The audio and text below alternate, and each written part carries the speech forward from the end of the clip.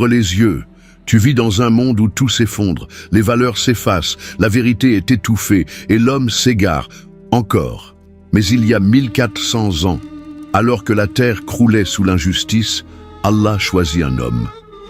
Un orphelin, un berger, un nom que tu connais mais dont tu ignores peut-être l'histoire réelle. Il s'appelait Muhammad, sallallahu alayhi wa sallam. Et il n'est pas venu pour une simple réforme. Il est venu avec la parole d'Allah, porté par Jibril, descendu du ciel. Il est venu avec le Coran, la plus grande révélation que l'humanité ait jamais entendue. Il a bousculé les empires, renversé les idoles, fait trembler les tyrans. Et il n'avait ni armée, ni fortune, juste la vérité. Reste bien jusqu'au bout, car si tu écoutes ce récit en entier, ta vision du monde pourrait changer à jamais. Avant de commencer, n'oubliez pas de vous abonner à notre chaîne, de mettre un pouce bleu sur cette vidéo et d'activer la cloche pour ne rien manquer de la beauté de l'islam. Imagine une civilisation perdue, pas une époque de science ou de philosophie, mais une époque de cendres, de sang, de superstition. Les enfants enterrés vivants, les femmes traitées comme du bétail, les faibles écrasés par les puissants. La péninsule arabique baignait dans la Jahiliya, une ère d'ignorance si épaisse que même le soleil semblait impuissant à la percer. Les tribus se faisaient la guerre pour un puits, un regard, un mot. Les idoles, des statues de pierre, étaient nourries de sacrifices humains, tandis que le nom d'Allah n'était qu'un murmure étouffé. Et pourtant, malgré ce chaos, la Kaaba était déjà là, trônant au cœur de la Mecque, entourée de 360 idoles. Le message d'Ibrahim, alayhi assalam, avait été tordu, trahi, remplacé par la sorcellerie, la poésie païenne, l'orgueil tribal. Mais Allah ne laisse jamais l'injustice triompher éternellement. Il avait promis une lumière, et cette lumière allait naître dans l'endroit le plus sombre. Corruption est apparue sur terre et sur mer à cause de ce que les mains des gens ont accompli. Sourate Ar-Rum, chapitre 30, verset 41. C'est dans cet environnement que le plan divin commence à s'exécuter, discrètement, lentement, par une lignée choisie, une lignée qui remonte à Ismaël, fils d'Ibrahim. Et c'est là qu'apparaît Abdul Muttalib, le grand-père d'un enfant que rien n'annonce, mais que tout le ciel attend. Il faisait nuit, et pourtant, la lumière est née. À l'instant même où Amina donna naissance à son fils, une clarté étrange envahit la pièce.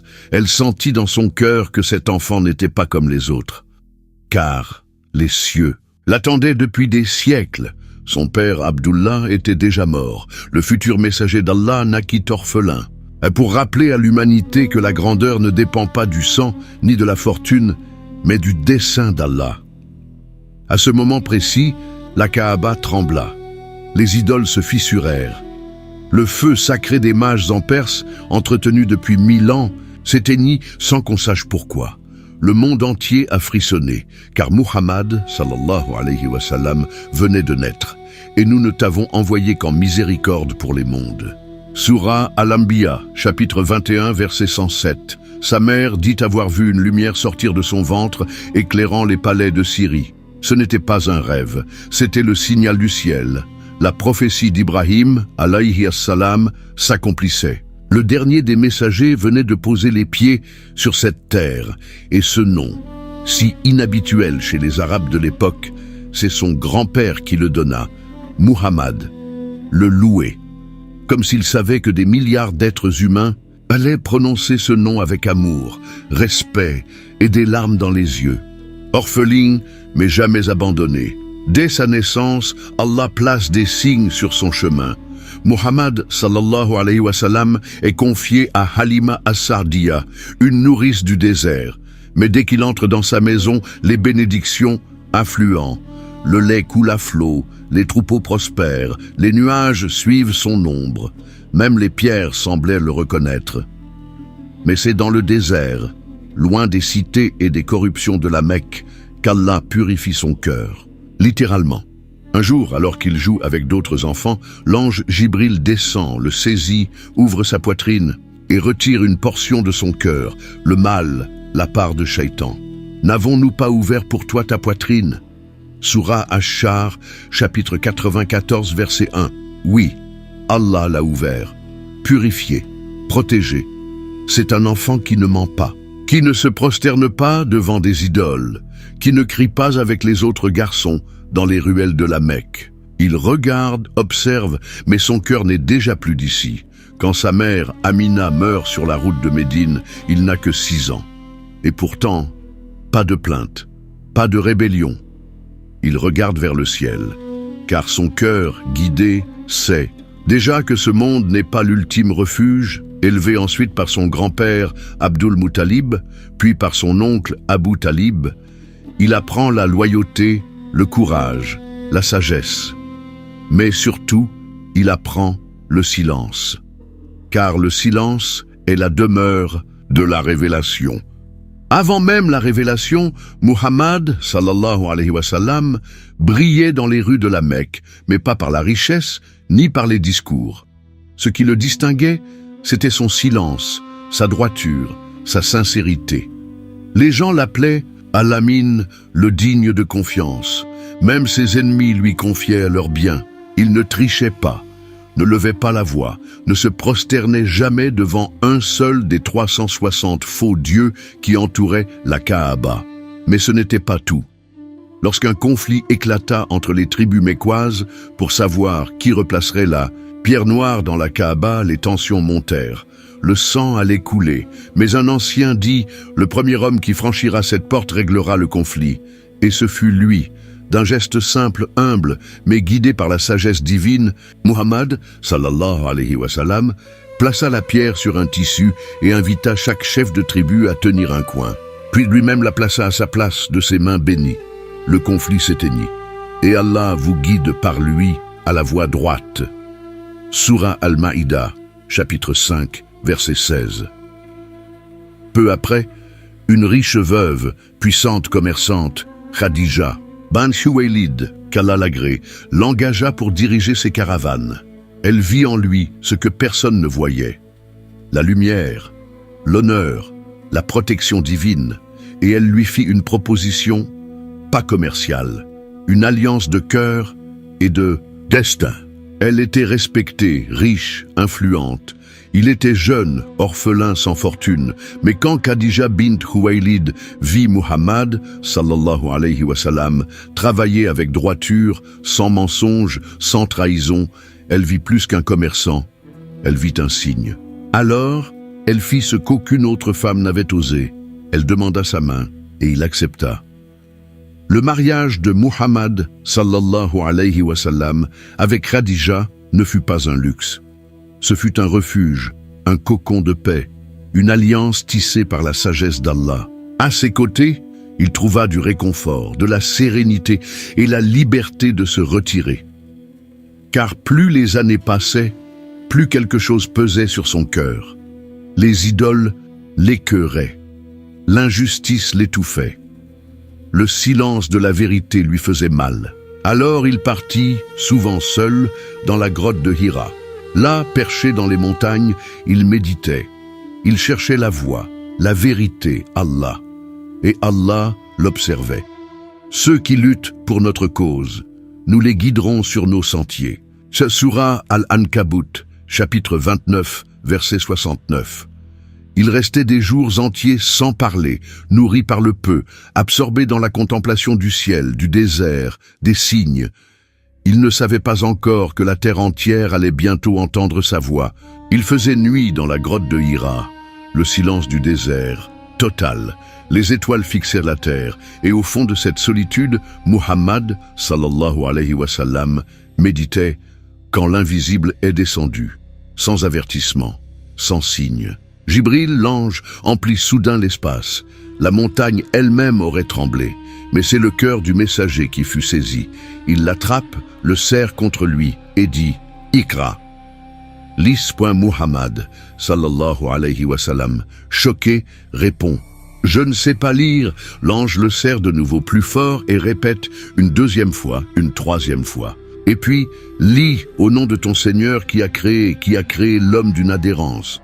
Lis, ton Seigneur est le très noble, qui a enseigné par la plume. Sourate Al-Alaq, chapitre 96, versets 1 à 4. Et là, tout change. Ce n'est plus un homme qui médite, c'est un homme choisi par Allah pour porter le dernier message. Il descend de la montagne, le cœur tremblant, le corps glacé, répétant « Couvrez-moi, couvrez-moi ». Et c'est Khadija, encore elle, qui le serre contre elle, qui le rassure, qui lui dit avec force « Jamais, Allah ne t'abandonnera, tu dis la vérité, tu aides les faibles, tu nourris les pauvres, tu soutiens les opprimés ». Puis elle l'emmène vers Waraka ibn Nawfal, un homme pieux des gens du livre. Et Waraka lui dit « Celui qui est venu à toi est le même qui est venu à Moussa, alayhi as-salam. Si je suis encore vivant le jour où ton peuple te chassera, je te soutiendrai. » Le prophète, sallallahu alayhi wa sallam, s'étonne. « Ils vont me chasser ?» Oui, parce que quiconque réveille les âmes endormies devient une menace pour les tyrans. Les premières révélations descendent, chacune comme un éclair dans la nuit de l'humanité. Ils commencent en secret, chuchotement dans les maisons, échanges discrets dans l'ombre de la Kaaba. Mais la parole est plus forte que le silence.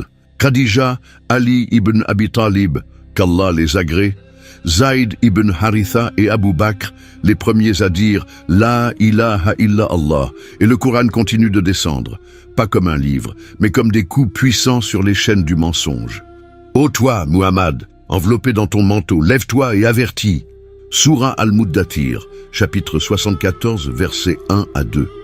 Il se lève et appelle publiquement sa tribu sur le mont Safa. Il les interpelle. « Si je vous disais qu'une armée est derrière cette colline, me croiriez-vous » Ils répondent. « Oui, tu es digne de confiance. » Alors il dit « Je vous avertis d'un châtiment terrible. Je suis le messager d'Allah. » Et là, le choc. Son oncle, Abu Lahab, explose de colère. Il le maudit. Le Coran répond immédiatement « Que périssent les deux mains d'Abu Lahab et qu'il périsse lui-même. » Sourate Al-Masad, chapitre 111, verset 1. Ce n'est plus juste une parole, c'est une révolution. Les Quraysh se divisent. Certains l'écoutent en secret, d'autres, terrifiés par la perte de leur pouvoir, commencent à frapper fort. Insultes, tortures, isolement, boycotts brutaux, mais lui reste debout, inébranlable, parce que ce n'est plus lui qui parle, c'est Allah. Et chaque verset révèle une part du ciel, une claque au polythéisme, une étincelle de vérité. Ils étaient peu nombreux, mais ils avaient Allah, les esclaves, les faibles, les oubliés. Ce sont eux qui ont cru les premiers, et c'est sur eux que la fureur des Quraysh s'est abattue. Bilal, esclave noir, allongé sur les pierres brûlantes, un rocher sur la poitrine. On lui crie « Renie ton Dieu, dis, Allah est ta divinité ». Mais lui, la gorge sèche, les yeux fermés, ne dit qu'une chose. Ahad, Ahad. Un. Chaque coup, chaque brûlure est un témoignage. Yassir, Soumaya, Ammar. On les torture devant le prophète, sallallahu alayhi wa sallam.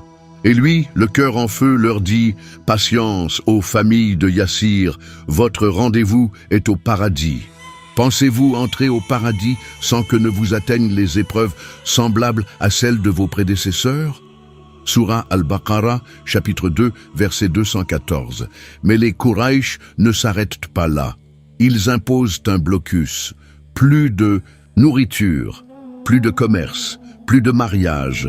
3 ans, 3 longues années. Les pleurs des enfants affamés résonnent dans la vallée. Les feuilles d'arbres deviennent leur pain. Et malgré cela, pas un seul d'eux n'abandonne la foi. Puis vient l'année terrible, la mort de Khadija, la mort d'Abu Talib. Il perd son pilier spirituel et son bouclier social.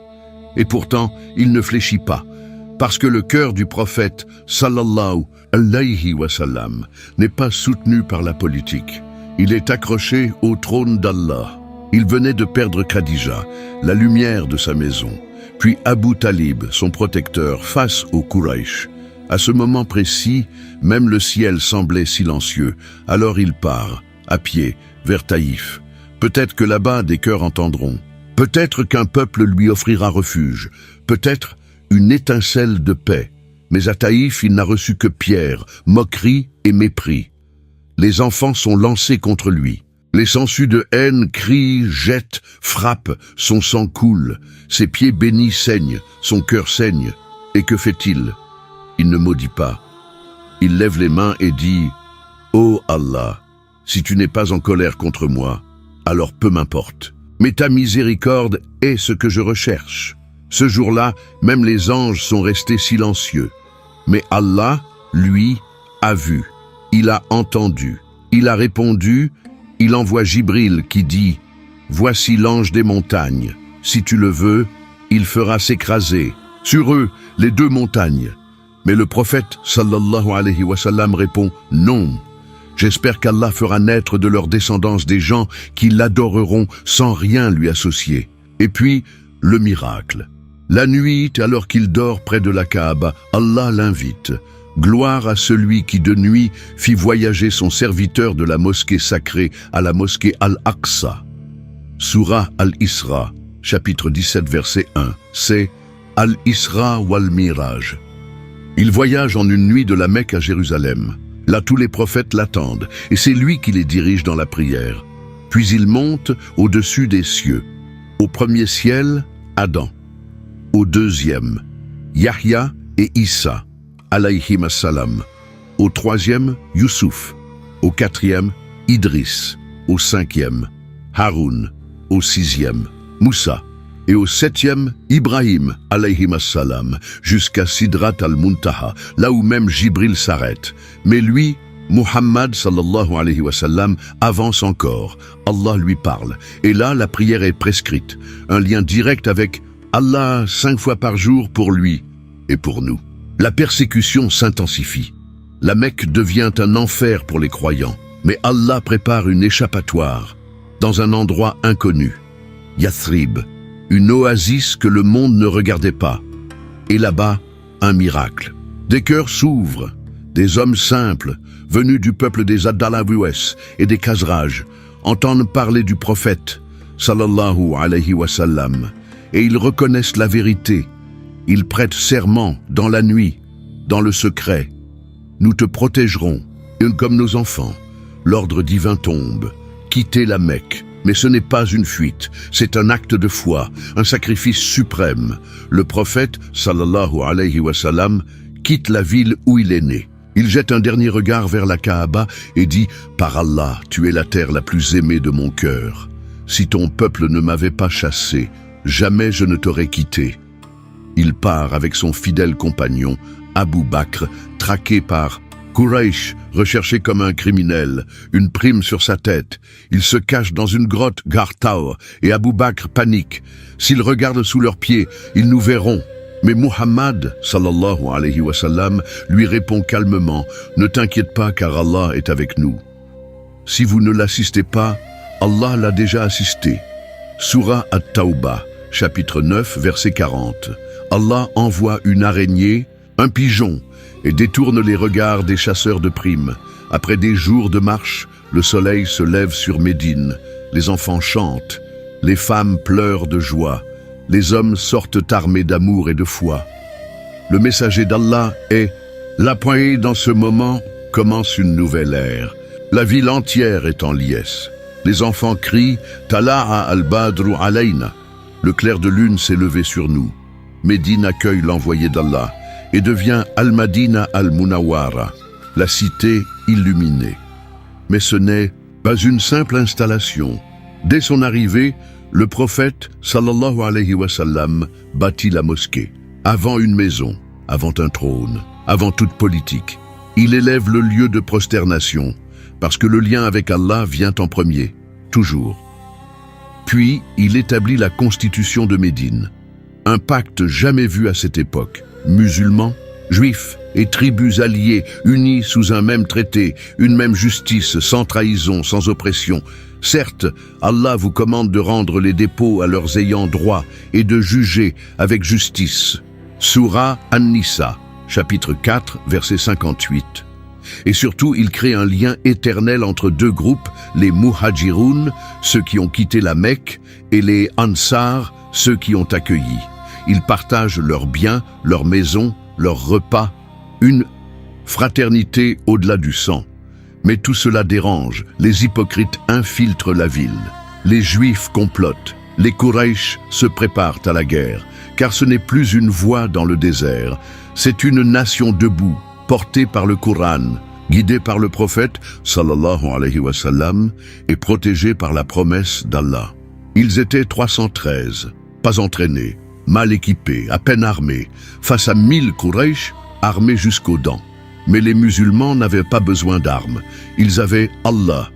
Le prophète, sallallahu alayhi wa sallam, lève les mains vers le ciel, les yeux remplis de larmes. « Oh Allah, si ce petit groupe est anéanti, plus personne ne te priera sur terre. » Et Allah répond, « Oui, si vous êtes patient et pieux et qu'il fonde sur vous immédiatement, votre Seigneur vous enverra en renfort 5000 anges marqués distinctement. » Sourate Al-Imran, chapitre 3, verset 125.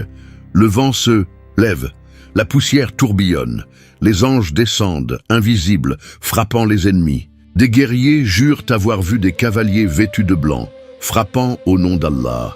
Le prophète, sallallahu alayhi wa sallam, au centre du champ de bataille, prononce « Avancez vers un paradis dont la largeur est celle des cieux et de la hauteur. » Un jeune homme, Umayr ibn al-Humam, jette les dattes qu'il mangeait et court vers la mort, vers le Jannah. Ce jour-là, les croyants ont vaincu l'élite de Quraysh. Des chefs arrogants tombent.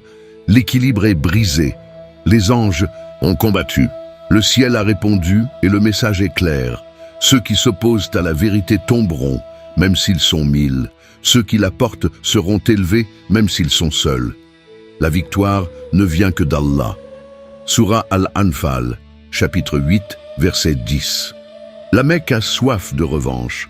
Quraysh revient, plus nombreux, plus organisé, 3000 soldats contre 700 croyants.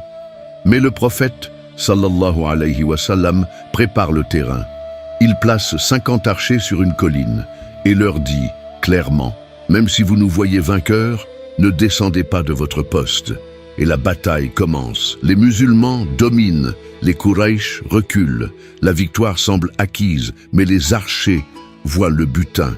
Et 40 d'entre eux désobéissent. La colline est vide. Khalid ibn al-Walid, encore païen à l'époque, voit la faille et attaque par derrière. Le chaos, la confusion. Les musulmans sont pris en tenaille. Hamza, le lion de l'islam, tombe en martyr. Le prophète sallallahu alayhi wa sallam est blessé, son casque brisé, sa dent cassée, son visage saigne. On crie « Muhammad est mort !» Certains fuient, d'autres s'effondrent, mais quelques-uns restent, prêts à mourir à ses côtés. Nas ibn Nadr dit « Par Allah, si je sens le parfum du paradis, je n'ai plus besoin de vivre. » Et il se jette dans la mêlée. Il sera retrouvé plus tard, le corps transpercé de plus de 80 blessures. Et Allah révèle, parmi les croyants, il est des hommes qui ont tenu leur engagement envers Allah. Sourate Al-Ahzab, chapitre 33, verset 23. Ce jour-là, les musulmans n'ont pas perdu parce qu'Allah les a abandonnés, mais parce qu'ils ont désobéi. Et Allah voulait leur apprendre. L'humiliation fut grande, mais la foi ne s'est jamais éteinte. Après Uhud, les ennemis de l'islam veulent en finir. Mais cette fois, ce n'est plus juste Quraysh, c'est toute l'Arabie qui se soulève. 10 000 soldats. Le plan, écraser Médine, effacer le nom de Muhammad, sallallahu alayhi wa sallam, anéantir la lumière. Mais les croyants, eux, n'ont ni nombre, ni armure, ni surprise. Alors, Salman al-Farisi, compagnon venu de Perse, propose une stratégie nouvelle, creuser une immense tranchée autour de la ville. Le prophète, sallallahu alayhi wa sallam, accepte. Ils creusent tous ensemble, dans le froid, la faim, la fatigue. Et lui, le messager d'Allah, casse les pierres avec ses propres mains. Et là, un rocher résiste. Il frappe. Une lumière jaillit. Il dit « Allahu Akbar, j'ai vu les palais de Byzance. » Il frappe encore. « Allahu Akbar, j'ai vu les châteaux de Perse. Puis une dernière fois, j'ai vu les trésors du Yémen. Quel miracle !» Il creuse pour survivre et lui voit l'empire de l'islam s'étendre sur la terre. Et lorsque les croyants virent les coalisés, ils dirent « Voilà ce que nous avait promis Allah et son messager. » Et cela ne fit qu'augmenter leur foi. Sourate Al-Ahzab, chapitre 33, verset 22. Mais au cœur de la nuit, la trahison surgit. Banu Qurayza, une tribu juive de Médine, brise le pacte. Ils ouvrent leur fort aux ennemis. Médine est encerclée, de l'extérieur et de l'intérieur. La peur atteint un sommet. Les hypocrites doutent, les enfants pleurent, le sol tremble, mais Allah fait descendre le vent. Un vent glacial, violent, qui détruit les tentes, éteint les feux, brise le moral des ennemis. Abu Sufyan, chef de l'armée ennemie, fuit dans la nuit. La coalition s'effondre, sans que les musulmans ne livrent bataille. Et Allah dit « Ô vous qui croyez, rappelez-vous le bienfait d'Allah envers vous lorsque des armées vinrent contre vous. Et nous envoyâmes contre eux un vent et une armée que vous ne voyiez pas. » Sourate Al-Ahzab, chapitre 33, verset 9. Le prophète, sallallahu alayhi wa sallam, voit un rêve. Il entre à la Mecque avec ses compagnons, fait la Umrah.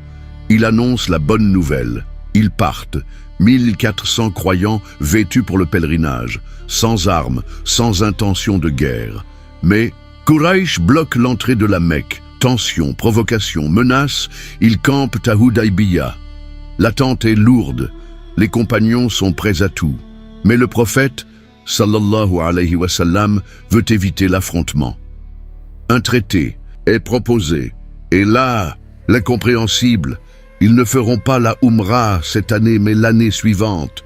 Tout Mécois qui fuit vers les musulmans sera renvoyé. Mais tout musulman qui quitte Médine vers Quraysh ne sera pas renvoyé. Les compagnons sont choqués.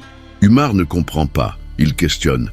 « N'es-tu pas le messager d'Allah ?» Et le prophète répond avec calme. « Oui, et Allah ne m'abandonnera jamais. » Il signe, et Allah révèle une sourate entière. « En vérité, nous t'avons accordé une victoire éclatante. » Sourate Al-Fath, chapitre 48, verset 1.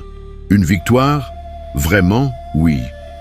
Parce que ce traité reconnaît officiellement l'État musulman, permet une trêve, et donc la propagation de l'islam, ouvre les cœurs, même les Quraysh en privé s'interrogent, et surtout brise l'arrogance des polythéistes. Et à peine revenus à Médine, les conversions se multiplient. L'islam entre dans les maisons, dans les esprits, dans les tribus. Ce que l'épée ne pouvait pas faire, la patience l'a accompli. 2 ans après Hudaybiyah, Quraysh viole le traité. Le prophète, sallallahu alayhi wa sallam, ne répond pas avec des menaces. Il agit silencieusement, stratégiquement. Il rassemble 10 000 croyants. Pas un mot ne fuite, pas un cri de guerre. Ils avancent de nuit. La Mecque dort. Quand Quraysh ouvre les yeux, il est trop tard. L'armée musulmane encercle la ville comme un halo de foi. Abu Sufyan, ancien ennemi acharné, est capturé. Il est amené devant le prophète, sallallahu alayhi wa sallam. Celui-ci ne l'humilie pas. Il lui dit « N'est-il pas temps de reconnaître qu'il n'y a de Dieu qu'Allah ?» Abu Sufyan baisse la tête. Il sait, il a vu, il accepte. Le prophète entre à la Mecque, tête basse, front contre sa monture, en humble serviteur d'Allah. Pas un cri, pas une vengeance. Il entre dans la Kaaba, entouré de 360 idoles. Il les brise une à une avec son bâton, répétant « La vérité est venue, et le faux a disparu, car le faux est destiné à disparaître. » Sourate Al-Isra, chapitre 17, verset 81. Puis il s'adresse aux Quraysh, les bourreaux d'hier. Il dit « Que pensez-vous que je vais faire de vous ?» Ils répondent « Tu es un frère noble, fils d'un frère noble. » Et il dit « Allez, vous êtes libres. Aucun conquérant dans l'histoire n'a fait cela. Pas de massacre, pas de pillage. Pas de vengeance, juste le pardon. » Et l'appel, celui qui entre dans la maison d'Abu Sufyan est en sécurité. Celui qui se réfugie dans la mosquée est en sécurité. Celui qui reste chez lui est en sécurité. Et ce jour-là, des milliers embrassent l'islam.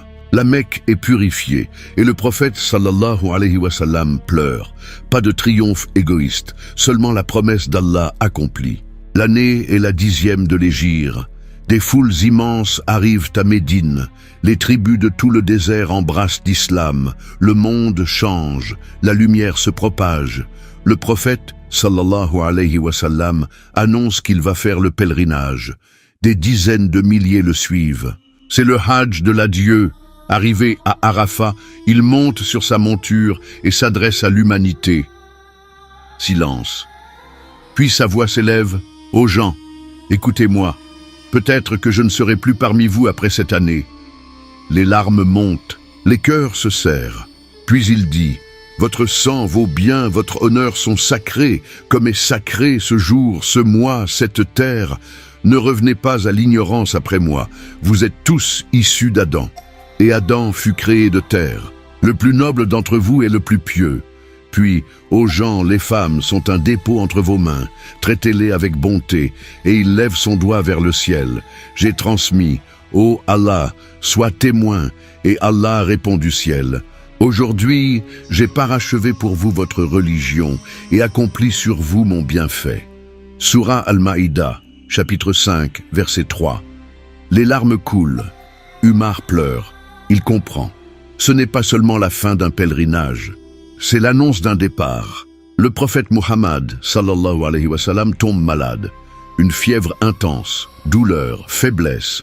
Et pourtant, il continue de prier, de conseiller, de sourire. Mais les jours passent et il ne sort plus. Il demande à être soigné chez Aïcha, qu'Allah l'agrée.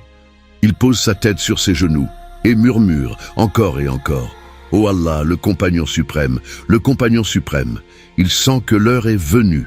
Pendant que les compagnons prient à la mosquée, il soulève le rideau. Il regarde sa communauté. Il sourit. Un dernier regard, un dernier apaisement. Puis, le rideau retombe. Le meilleur des hommes a quitté ce monde. Silence, choc. Abu Bakr entre. Il découvre le corps de son ami, de son frère, de son prophète. Il l'embrasse sur le front et dit « Par ma mère et mon père, tu es beau mort, comme tu étais beau vivant. » Puis il sort et s'adresse à un peuple perdu, brisé, aux gens. Celui qui adorait Muhammad, qu'il sache que Muhammad est mort, mais celui qui adorait Allah, qu'il sache qu'Allah est vivant et ne meurt jamais. Et il récite « Muhammad n'est qu'un messager. Avant lui, d'autres messagers sont passés. S'il venait à mourir ou à être tué, retourneriez-vous sur vos talons. » Sourate Al-Imran, chapitre 3, verset 144. Et là, les larmes, ou tombent, mais la foi reste debout. Le prophète, sallallahu alayhi wa sallam, est parti, mais sa lumière ne s'éteint jamais. Le prophète, sallallahu alayhi wa sallam, est parti, mais il a laissé derrière lui la plus puissante lumière que l'humanité ait jamais reçue. L'islam, un livre, un mode de vie, un rappel éternel. Tu es un serviteur d'Allah, dans ce monde en marche vers l'éternité. Et regarde ce qu'il a construit en 23 ans. Un peuple uni par la foi, non par la couleur. Une justice qui protège le faible, même contre le fort. Un amour d'Allah plus fort que la mort. Et un exemple qui ne vieillit jamais. Il n'a laissé ni palais, ni fortune, ni armée. Il a laissé des cœurs éveillés, un Coran vivant, une communauté appelée Ummah. Et toi qui écoutes cette histoire aujourd'hui, tu es l'un des maillons de cette chaîne. Ce message n'est pas une belle histoire du passé, c'est un appel, ici, maintenant. Un cri silencieux. Dans ton âme, et toi que fais-tu avec ce qu'il t'a transmis? Certes, il y a dans le messager d'Allah un excellent modèle à suivre. Sourate Al-Ahzab, chapitre 33, verset 21. Tu as entendu son histoire, tu as vu ses combats, tu as ressenti ses douleurs. Maintenant, vis comme il a vécu, aime comme il a aimé, pardonne comme il a pardonné, prosterne-toi comme il s'est prosterné, et surtout, transmets cette lumière. Car tant que quelqu'un, quelque part, dit « La ilaha illa Allah », Muhammad, sallallahu alayhi wa sallam, est vivant. Envie de découvrir encore plus d'histoires inspirantes sur l'islam? Cliquez sur s'abonner et restez branchés pour notre prochaine vidéo.